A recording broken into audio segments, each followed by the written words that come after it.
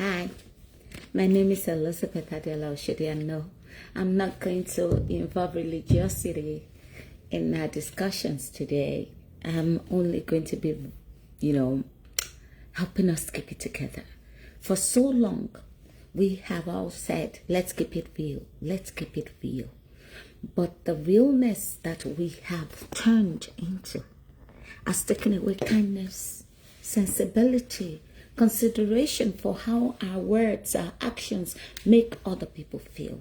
Every error is now an historical offense.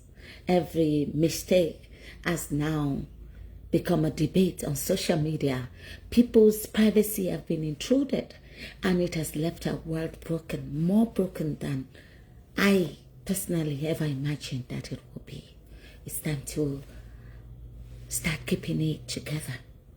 If realness takes us regressively to behaving like 2, 3, 4-year-olds, calling one another out, not being able to keep secrets, bringing people's personal nudity and information and safety nest right out into the public so they can hammer. If keeping it real means going under people's comments and pages and posts and tearing them down rather than building one another up, then keeping it real needs to be eradicated from our vocabularies. I have been blessed to have a thought that works. I am here to help you as somebody that is a client and a patient in my own mind, my own world. I'm lucky that I studied nursing and I branched off into psychiatric nursing. So I have inner circle view, you might say, into what is our problems. And I want you to all indulge me. I know that no matter how much you deny it, how much you think you're kind, religious, and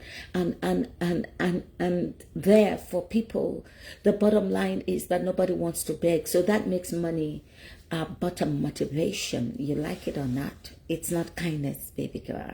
It's just that we have to, and baby man. It's just that we all have to now come to the terms of how to make this money to sustain our lives and dignify our personalities without becoming animalistic or monsters, without joining forces with the dark world. We can still make legit living, and this is why I'm here. But I want to deal with something that you mostly don't discuss and don't like to talk about, and those who go through those phases hate to deny that they are like that, to everybody else but themselves. Nobody likes to say, I feel suicidal. If I ever called my sister up and say, Sister May, because I'm going through this or feel like this, I feel like killing myself. She's going to either brush it off or call the authorities on me. It's a topic that nobody really knows how to handle. If I call my friends and say,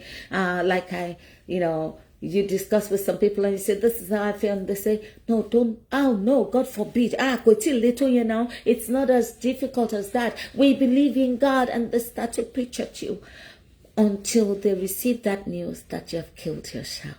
So here, don't go through with it, please. I beg of you. No condition is permanent. Things will come through for you. I know that it might look like I joined the circus of your friends and family members that try to lighten up your matters.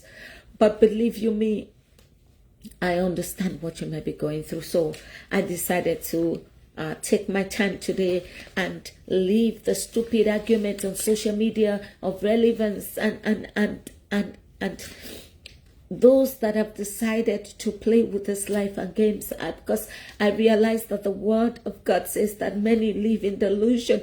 God himself has given them up to their delusions. So you cannot judge who values your life, what your future holds, what your hopes are, according to the people that you're watching on social media, because a lot of us don't have the time to mix with people. We just turn on our phones and we begin to want to judge or evaluate our relevance and importance in life according to the sentences, the speeches, the skits, the the lives that people show us is what life is, but it's not so.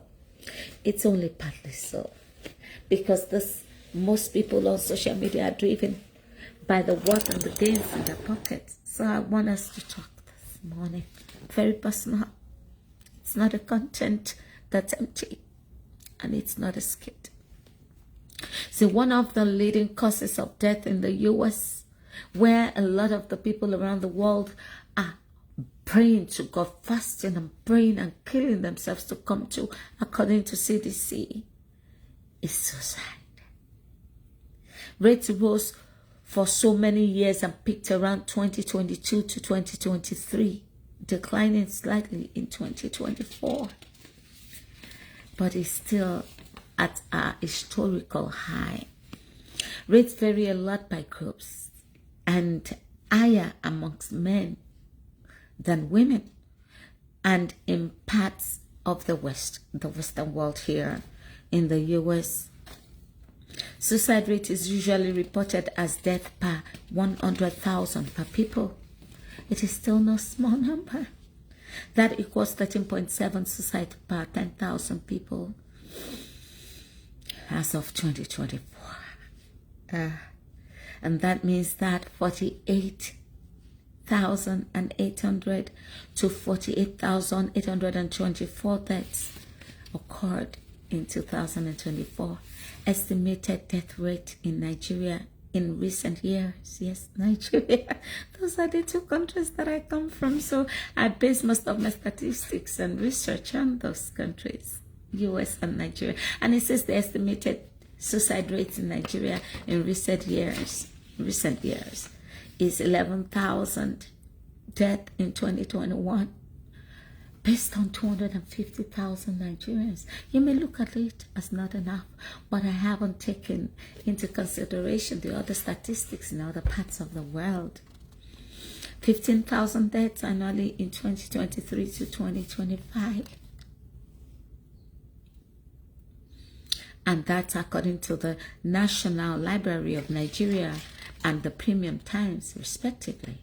So over the past approximately 3 years, a reasonable estimate is 40,000 to 45,000 total deaths by suicide in Nigeria. So it's not an Oyibo disease.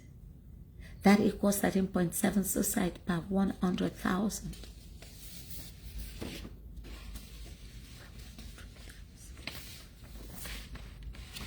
I guess the truth of the matter is everybody that is doing what is godly right now needs to stand back and examine their lives. Don't let it crawl up on you suddenly when the thought of taking yourself out creeps into your subconscious, because you look in the periphery and there's nothing that's reasonable. You come on social media and people are discussing silly matters. Actually, foolish matters, because it has nothing to do with themselves. It's about fighting for somebody that they have held up on a pedestal, and how people survive and are able to beat what you and I face every day is not what you see on social media. Everybody is doing things, content, posting just to make money. And the reality has become laced and glazed with a dark desire to just survive, but nobody's showing you the truth about how they're trying to survive. But yes, somebody said that it takes 6 people to carry your casket, and you can't even get one person to unravel the mask of what is going on in your life.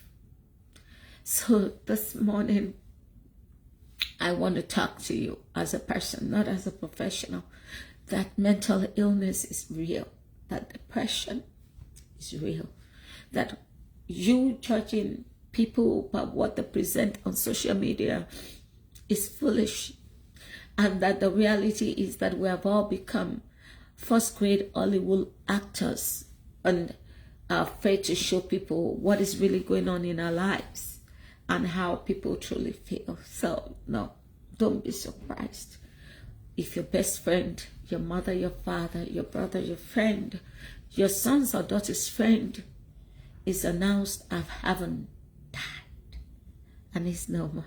I'm just asking you, who will you miss if they cease to exist? Who do you think will mourn your death if you kill yourself today? I'm not using why, I'm using killed, murdered, exist, but I'm talking about suicide. You willfully sitting down and calculatingly taking your own life.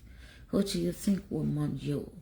Have you ever sat down to look at the drama that your so-called friends and people who think that you're brilliant and deserve better would perform when you're not there? Would it really matter?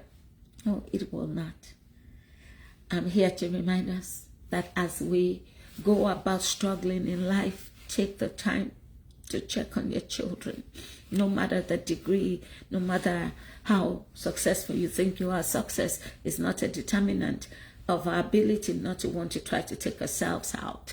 It's just the fact that you just see life as a useless means and that you no longer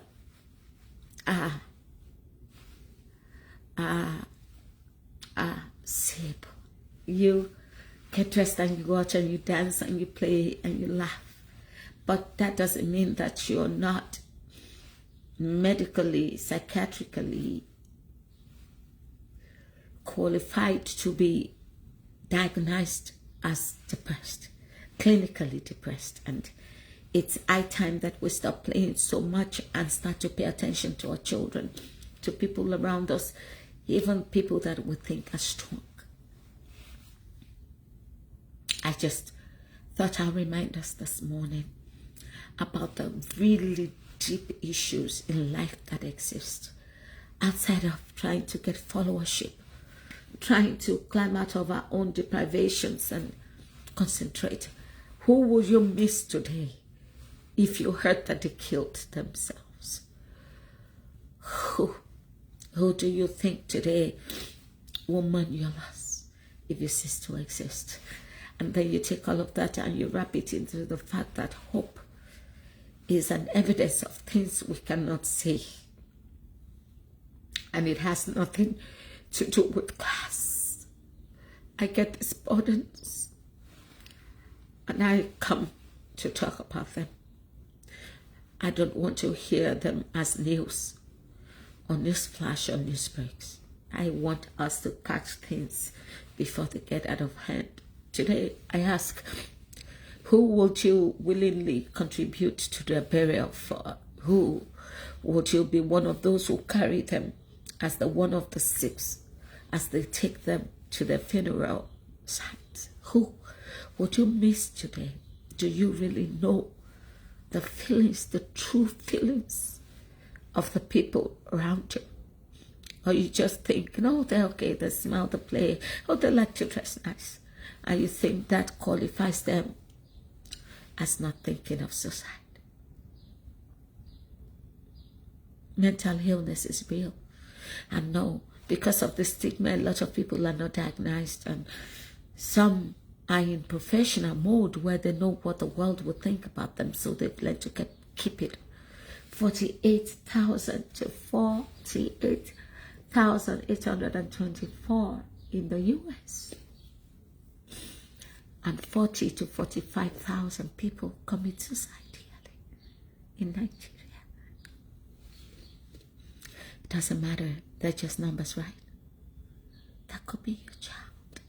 That could be your husband, your wife, your friend, someone that has been kind to you. So, it's time. It's time to stop getting so raw, so real, so rude, so delusional. And start to helping, trying to keep it together. You go. Elizabeth Adeolushide.